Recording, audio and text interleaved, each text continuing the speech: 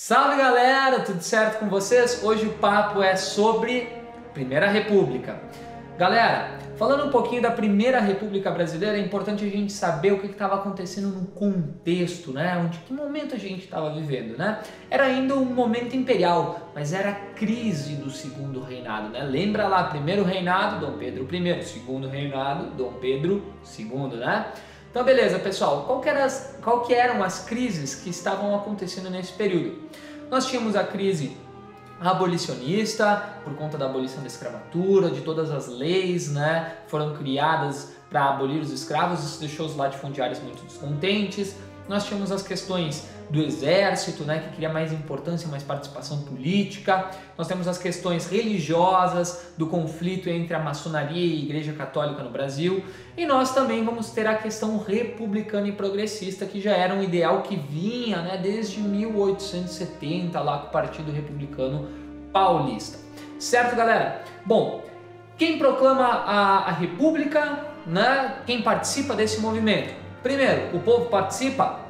Claro que não, né? O povo não vai participar efetivamente da proclamação da República. Quem proclama essa República então, professor? Simples, os militares. Gente, o Marechal Deodoro da Fonseca, no dia 15 de novembro de 1889, proclama a República Brasileira, né? E depois vai informar o Dom Pedro que ele tem ali um tempo para deixar o país. Dom Pedro sai do país e vai morrer lá na Europa, afinal de contas ele já estava bem velhinho. Mas enfim, pessoal, a proclamação da República ela acontece e essa República ela vai de 1889 até 1930 e ela é dividida em dois períodos distintos. O primeiro deles, chamado de República da Espada ou República dos Marechais. Por quê? Porque era governada por militares, gente, simples. 1889 até 1894, desculpa o erro, calma, não vamos ficar apavorados, né? Galera, qual que eram as características principais dessa República da Espada? Primeiro, centralização administrativa, tá certo? Um governo forte, centralizado, né? Gerido por militares. Outra coisa importante, a influência do positivismo, corrente de pensamento fundada por Augusto Comte, né? Você já deve ter ouvido o lema dela, é ordem, amor e progresso. Já viu? Se não viu, tá na nossa bandeira, né? Tá escrito ordem, progresso, amor, a gente deixou de lado. Outra coisa importante desse primeiro período da República da Espada, gente, que é a Constituição de 1891. E dessa Constituição, pessoal, a gente tem alguns artigos que são muito importantes, como por exemplo o artigo 70, que falava quem poderia votar nesse período. Vamos lá, quem vota nesse período são homens maiores de 21 anos. Muito fácil, né? Fácil. Agora, quem não vota nesse período? Mulheres não votam, soldados não votam, padres não votam, mendigos não votam e homens que não são alfabetizados, né? Os analfabetos também não votam. E esse movimento, pessoal, esse artigo 70 da Constituição de 1891 exclui grande parte da sociedade. Por quê? Porque a maioria da sociedade era, pasmem, analfabetas. É muito diferente de hoje, onde a gente tem uma sociedade de leitores no Brasil, né? Isso é impressionante. Mas vamos seguir um pouquinho, pessoal. Então, alguns movimentos que ocorreram dentro da República da Espada. A primeira delas é a Revolução da Armada, né? Quando a gente tem ali marinheiros, a marinha, né? Que se volta contra o exército e ameaça bombardear a capital, Rio de Janeiro, né? E nós vamos ter também a Revolução Federalista, que ocorre no Rio Grande do Sul, que é uma luta que acontece entre os chimangos e os maragatos, né? Bom, mas esse é um papo para outra aula, onde a gente vai falar especificamente só das revoltas. Bom, gente, o segundo momento dessa República Brasileira recém-fundada é a República Oligárquica, ou também conhecida como República do Café com Leite.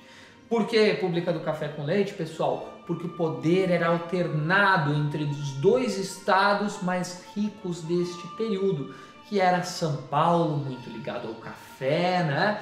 E Minas Gerais, também ligada ao café, mas com uma grande produção de laticínios, poder alternado entre mineiros e paulistas, né? Ou alguém que os favorecia. Perfeito, gente? Dessa República do Café com Leite, o que a gente tem que lembrar como ponto principal? Não preciso nem dizer para vocês, né? O café é a coisa mais importante, é o que traz dinheiro. Então, todas as decisões vão ser tomadas em torno desse café. Para beneficiar, então, os grandes produtores, os grandes latifundiários do café, o que a gente tinha? A gente tinha a política dos governadores, as oligarquias locais, os grupos de famílias ricos, né, faziam jogos de poder político com o governo central para eles sempre se manterem no poder no seu estado e aquele poder sempre se manter centralizado no país, né? Existia essa política dos governadores.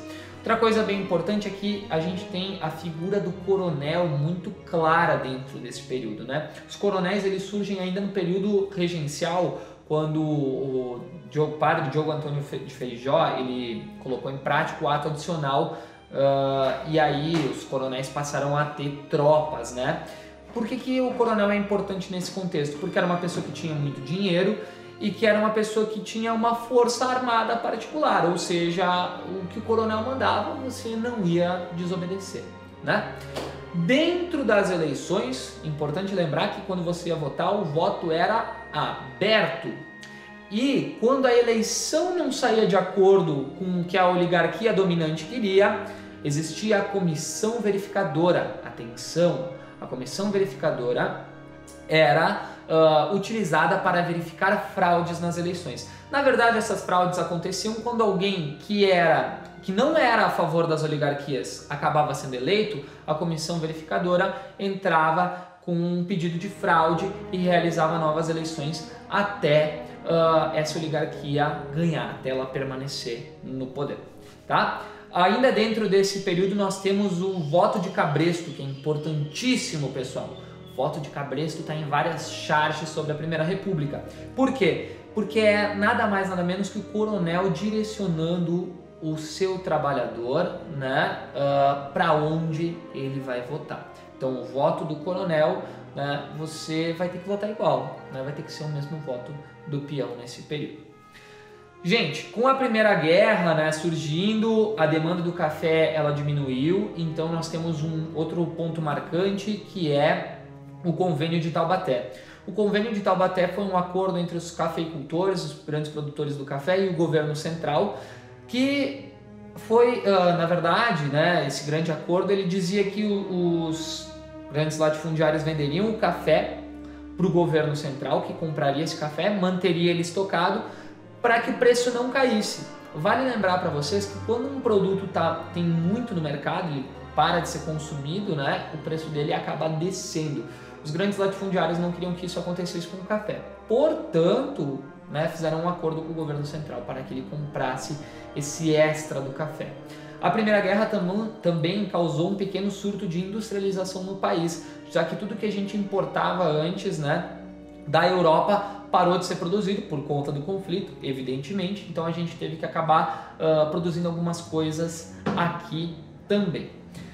Por fim, pessoal, para a gente terminar, né, a Primeira República, ou República Velha, chamada de velha porque foi a primeira experiência republicana do país, também teve diversos movimentos sociais. Esses movimentos sociais aconteceram justamente porque a população estava desacreditada com o poder central e porque ela vivia em péssimas condições. Então, dentro desses movimentos sociais, eu vou citar eles, depois a gente vai ter aulas específicas sobre eles, mas são Canudos, Contestado, Revolta da Vacina, o Padre Cícero do Juazeiro, a Greve Geral de 1917, o Movimento Tenentista e a Semana de Arte Moderna, tá?